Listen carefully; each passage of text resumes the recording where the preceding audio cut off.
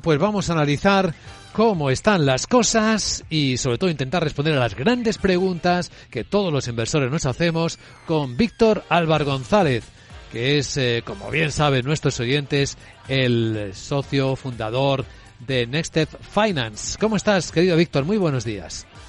¿Qué tal, Luis Vicente? ¿Cómo estamos? Buenos días. Pues, como todos, mirando los mercados, intentando entender o leer bien las señales que nos están enviando los mercados. Y ¿no te das cuenta que parece que hemos pasado del risk on, risk off al inflation on, inflation off? Antes se pasaba del miedo a la crisis que podía venir y incluso hablábamos de las burbujas y ahora estamos hablando casi de otra cosa. No sé cómo lo debemos manejar los inversores. ¿Nos ayudas? Bueno, efectivamente, y es muy importante. Antes vivíamos más o menos, bueno, desde hace muchísimo tiempo, porque por algún motivo se puso de moda que para captar clientes lo que hacía, bueno, para captar clientes todo el mundo trata de llamar la atención, pero antes en los 80 se llamaba la atención más con la ambición de ganar dinero, etcétera, y ahora a partir de los últimos casi 10 años, diría yo, básicamente se llama la atención, o se ha estado llamando la atención mucho con el miedo, que viene la crisis, que la burbuja va a explotar, que esto, que lo otro. Por supuesto que habrá crisis y burbujas, pero es parte de los mercados, pero no las puedes anunciar todos los días. Bueno, pero funcionaba.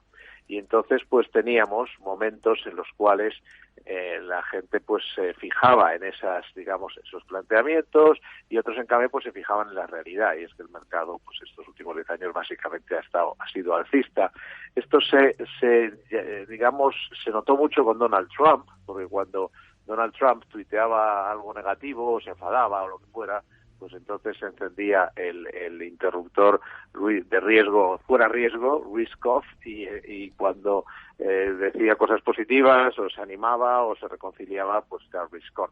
Y esto era fundamental para los inversores, mucho para los traders, comprar cuando el interruptor estuviera en modo miedo, y vender cuando el interruptor estuviera en modo euforia, y así era relativamente fácil para el operador de corto plazo, y para el inversor pues también es lo que le permitía inversor de medio y largo plazo tomar posiciones. Ahora la clave está en, por lo menos durante cierto tiempo, ya veremos cuánto, primero los agoreros profesionales han pasado a usar, en lugar de la crisis y la burbuja y la represión financiera y todo esto, pues están usando mucho más el tema de la inflación, y ese es el interruptor. Ahora, lo que pasa es que para los inversores es un cambio, yo creo, positivo, porque para empezar, la inflación, para el que sabe invertir en los activos, sectores y países, y esto además da ahora muchísimo juego, no solo los fondos de inversión, sino los ETF,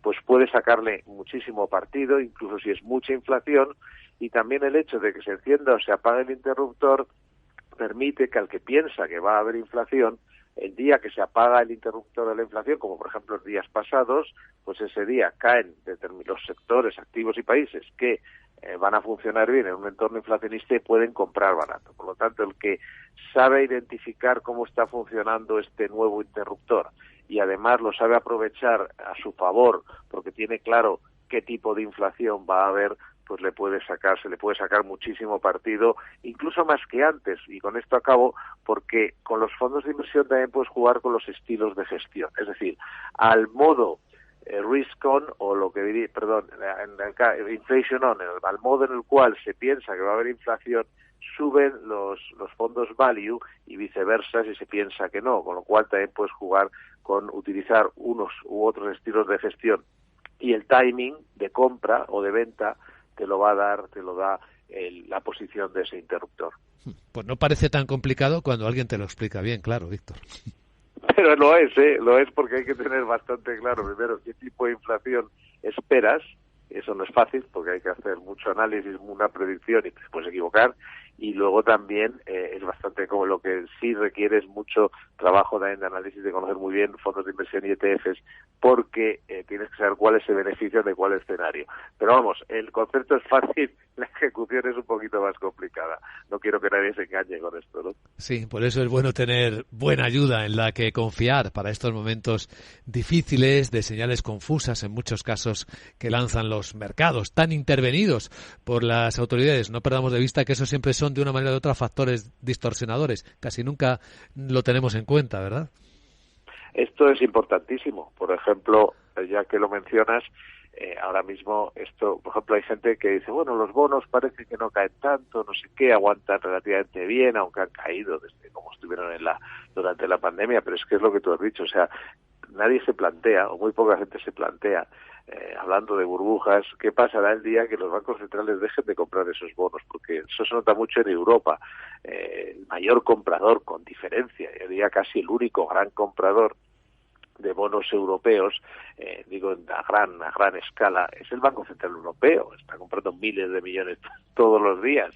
¿Y qué pasa el día que deje de hacerlo? Porque va a dejar de hacerlo. Es decir, eso se hace por algo, se hace porque quieres apuntalar la economía europea durante una pandemia y en su salida, pero cuando se haya salido, y es obvio que va a haber una vuelta al crecimiento, faltaría menos con esta liquidez y estos planes de estímulo y esto venga la casa por la ventana, pues ¿qué va a pasar el día que dejen de comprar?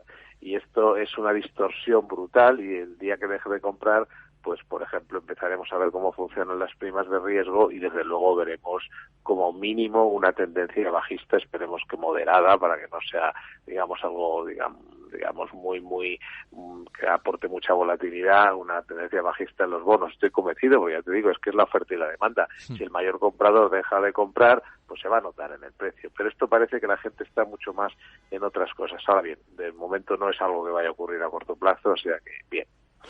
Es verdad. Víctor Álvar González, socio fundador de Next Step Finance. Gracias por compartir esta visión en Capital Radio y buen día. Muchas gracias a vosotros, Luis Vicente. Buenos días.